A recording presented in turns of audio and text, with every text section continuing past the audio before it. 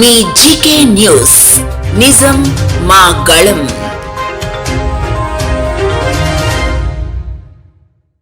జగ్గంపేట నియోజకవర్గంలో 21,35,00,000 రూపాయలతో అభివృద్ధి పనులకు శ్రీకారం. కూటమి ప్రభుత్వం ఏర్పడి ఏడాది కాలం పూర్తయిన సందర్భంగా ఈ సంవత్సరంలో కాకినాడ జిల్లా జగ్గంపేట నియోజకవర్గంలో 21,35,00,000 రూపాయలతో అభివృద్ధి పనులకు శంకుస్థాపన చేసినట్లు జగ్గంపేట శాసనసభ్యులు జ్యోతుల నెహ్రూ వెల్లడించారు. జగ్గంపేట నియోజకవర్గంలో కిల్లంపూడి, జగ్గంపేట, గండేపల్లి మండలాల్లో 2025-26 ఆర్థిక సంవత్సరంలో పలు అభివృద్ధి పనులకు ఫైలాన్ ఆవిష్కరణ నిర్వహించారు. ఈ కార్యక్రమంలో కాకినాడ పార్లమెంటు సభ్యులు తంగెళ్ల ఉదయ శ్రీనివాస్ ముఖ్య అతిథిగా పాల్గొన్నారు. ఈ సందర్భంగా ఎమ్మెల్యే నెహ్రూ మాట్లాడుతూ కూటమి ప్రభుత్వం ఏర్పడినప్పటి నుండి అభివృద్ధి దిశగా దూసుకుపోతుందని ఆయన అన్నారు.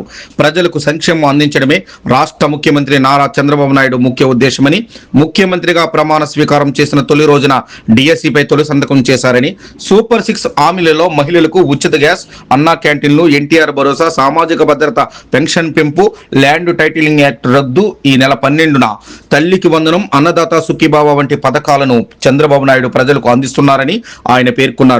ఆగస్టు 15 నుంచి మహిళలకు ఉచిత బస్సు ప్రయాణం హామీని నెరవేరుస్తున్నట్లు ఆయన వెల్లడించారు.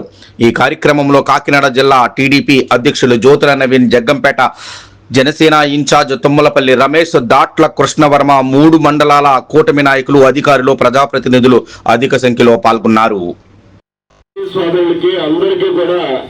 నా ప్రత్యేక ధన్యవాదాలు తెలియజేసుకుంటున్నా. ఈరోజు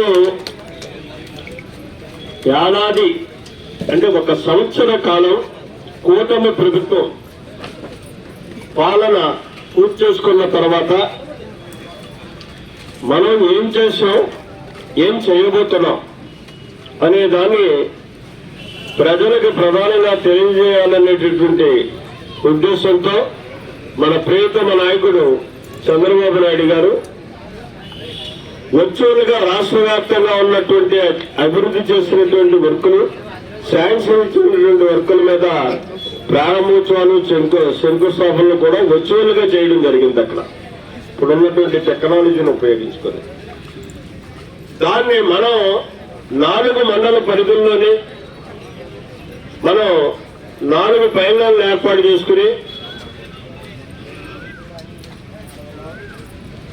మనం ఈనాడు ఆయన ఆదేశం ప్రకారం ఈ కార్యక్రమాన్ని మనం అక్కడ చేసుకోవడం జరుగుతుంది. మరి ఈ రకంగా చేసుకున్న దాంట్లో చూసుకున్నట్టయితే మనం సాధించిన మొట్టమొదటిగా మన మండలానికి వచ్చినటువంటిది గ్రాంటు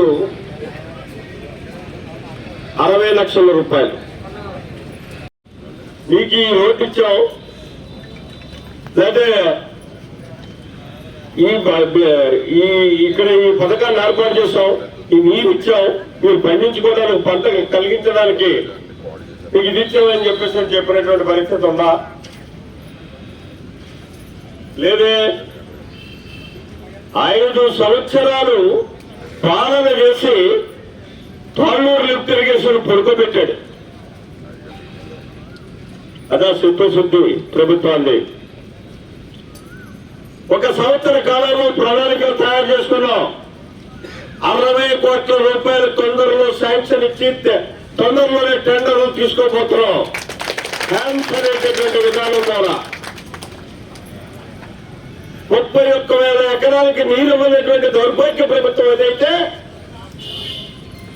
ఈ రోజు 31,000 ఎకరాలకి కూడా నీరు ఇచ్చేటటువంటి ప్రభుత్వం ఇది అని గర్వంగా చెప్పగలుగుతున్నాను. అంటే కాంగ్రెస్ ప్రభుత్వం కాబట్టి ఇది చేయగలుగుతున్నాం. ఇంతేకాదు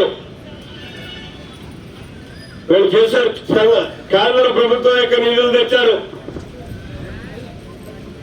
జల జీవన మిషన్ పేరు చాలా అందంగా ఉంది. కార్యక్రమం కూడా చేస్తే చాలా మంచి కార్యక్రమం. ఏం చేశారండి? 1,000 కోట్ల రూపాయలు ఖర్చు పెట్టారు. ఏ ఇంటికన్నా సరే నీరు వచ్చినటువంటి పరిస్థితి ఉందా?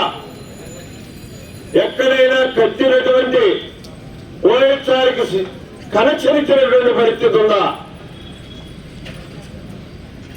ఒక్కసారి మీ గ్రామాల్లో మీరు చూసుకోండి.